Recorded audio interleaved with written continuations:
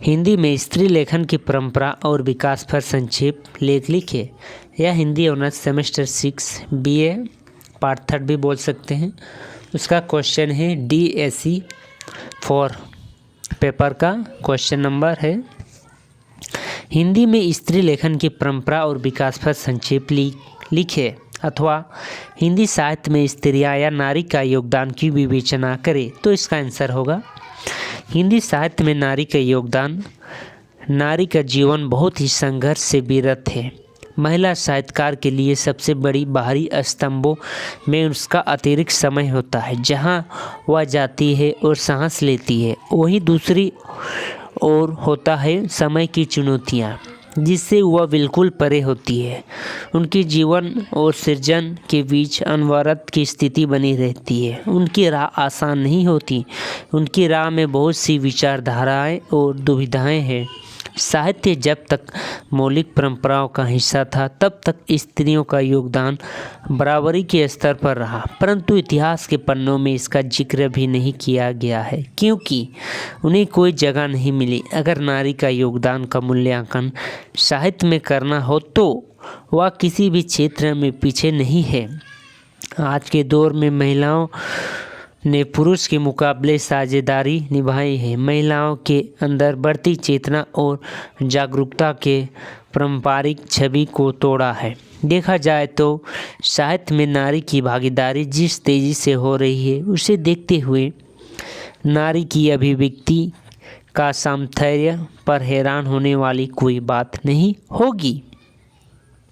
भक्तिकाल में कोई कवित्रियों का उल्लेख कहीं कहीं देखने को मिलता है, जिससे कि गंगा, गौरी, सीता, सुमति, शोभा, प्रभुता, उमा, कुंवरी, उबैठा, गोपाली, गणेश देवरानी, कला, लखा, कृतगढ़ी, मानुमती, सूची, सत्यभामा, जमुना, कोली, रामा, मृग्या देवा, भक्तन, विश्रामा, जुगजवा, किकी, कमला, देवकी, हीरा, झाली, हरिचेली, पोसी, भरत, कली, युक्ति, जनभक्त, राजमहिमा, सब जाने जगत। इन कवित्रियों ने कविताएं लिखी थी, परंतु उनकी कविताएं कहीं गई तो कोई नहीं जानता। भक्ति काल में समस्त कवित्रियों स्त्री काया जनित वेदना और विरोध को अभिव्यक्त करती है, चाहे वो मीरा हो या ललेश्वरी। भक्ति में भिगोई उनकी दमनकारी व्यवस्था के प्रति आक्रोश को सहज ही पहचाना जा सकता है, परंतु दुख की बात यह है कि इसमें से कुछ कवित्रियों की जानकारी और कुछ कवित्रियाँ मकटुआत हो गई है। उनके बारे में या उनकी लिखी कविताओं के बारे में कहीं भी देखने को नहीं मिलता। जहाँ मीरा के लिखे पद थे, तो उन्हें शायद इसलिए भी मिट्टी में दबाना संभव नहीं था, क्योंकि उनकी पद राजस्थान के अन्य नीची जातियाँ के घर घर में गाए जाते थे, और कहीं हाल ललेश्वरी का भी था। वह कश्मीर से थी और घर घर में उनकी कविताएं गाई जाती थी। इन कविताओं का उल्लेख हमें देखने को मिलता है। कबीर के काल में लोई की कविताएं लिखी करती थी, परंतु कोई भी लोई की रचनाओं किसी को नहीं पता। कबीर की संकलित करने वाला अगर चाहते तो लोई की रचनाएं को भी संकलित कर सकते थे, परंतु हम लोग नहीं की, क्योंकि वह एक स्त्री थी, इसलिए कहा जा सकता है। लेकिन दूसरा भी कारण हो सकता है।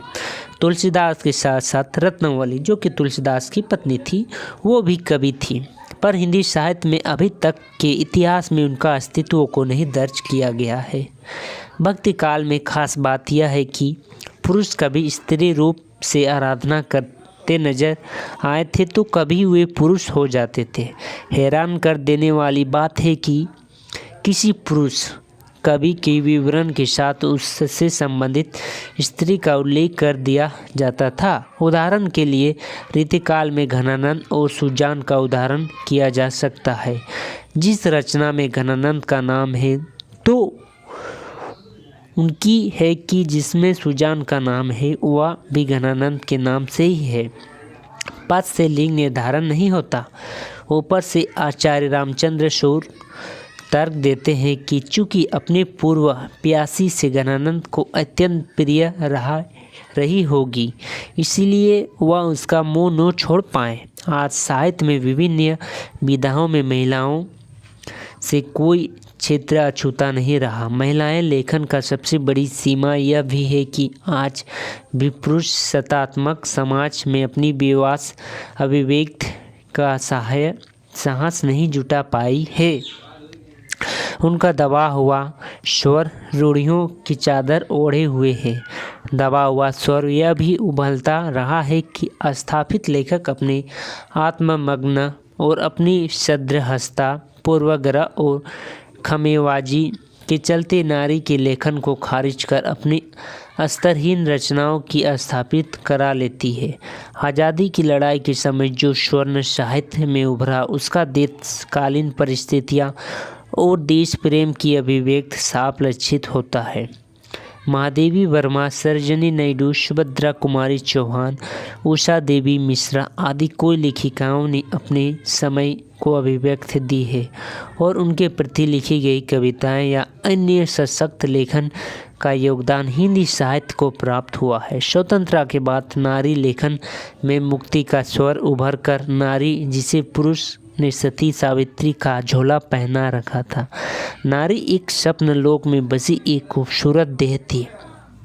शरीर एक ऐसी देह जिसके अंदर कोई भावना नहीं होती, एक बेजान देह जो किसी चीज़ की आशा नहीं करती, अपने अंदर भावनाओं की अभिव्यक्ति जो सदियों से भीतर छटपटा रही थी और आज नारी लेखन में भी अभिव्यक्त हुई, क्योंकि नारी ने नारी की पीड़ा को समझा और नारी ने ही उसे समझकर उनकी पीड़ा को शब्द दिए जो कि एक पुरुष नहीं समझ सकती। नारी ने ही उनके जीवन के समस्त व्यथा को लिखा। मन्नू भंडारी, उषा प्रियवदा, चंद्र किरण, सोन रिक्शा, शशि प्रभा शास्त्री का लेखन नारी अस्मिता की तलाश है। आज के समय में जहाँ तक देखा गया है कि भारत में महिलाओं की स्थिति ने पिछले कोई सदियों में कोई बड़े बदलाव का सामना किया है। महिलाओं ने प्राचीन काल में पुरुषों के साथ बराबरी का स्तर जीवन और सुधारकों द्वारा समान अधिकार को बढ़ावा दिए जाने तक भारत में महिलाओं के इतिहास काफ़ी गतिशील रहा। नारी साहित्य लेखन एक स्वतः सुखाय है जो दूसरी ओर जनहिताश में नारी साहित्य इस परिवर्तन युग का शुभचिंतक है। यद्यपि महिला लेखन आज इस पर्दा के युग में चुनौतियां हैं, फिर भी उसे हर स्थिति को सामने करने में उसे किसी बैसाखी की ज़रूरत नहीं है। आपूर्ति व स्वयं मार्ग ढूंढ स्वयं अपनी हस्ताक्षर बना रही है। अत्यंत संयत और शालीन बने रहकर सृजन करना भी एक चुनौती है। महिला रचनाकार ऐसे करती आ रही है। निर्भयतापूर्वक सोचना और लिखना होगा कि आज का यह ज़रूरत है। हमें चुनौतियों में तब ही सफल हो सकते हैं जब हम अपनी सामाजिक सरोकार के हिसाब में किसी न किसी रूप में एक्टिविस्ट हो जाएं और घर गृहस्थी भी सफलता से निभाएं। सृजन की शक्ति उसकी सृजन की शक्ति उसके पास है जो उसके लेखकीय सरोकार को नवीन अभिव्यक्ति की क्षमता देती आई और देती रहेगी। इतना ही कहूँगी कि नारी धीरे धीरे आत्मबोध अनुपासित हुई है, फिर भी वह अपने ढंग से प्रतिष्ठित होने के लिए संघर्षशील है। इसीलिए विरोध, अवरोध, तिरस्कार, बहिष्कार को नकारते हुए उसे आगे आना होगा। तब ही समाज और राष्ट्र के प्रति अपनी महत्वपूर्ण भूमिका के निर्वाह कर सकती है और अपनी सार्थकता को सिद्ध भी। हमें ठोस चेतना का परिमाण देना है, इस दब से बचना होगा, क्योंकि स्त्री समस्याओं में भावनाओं की ही बेहतर समझ सकती है।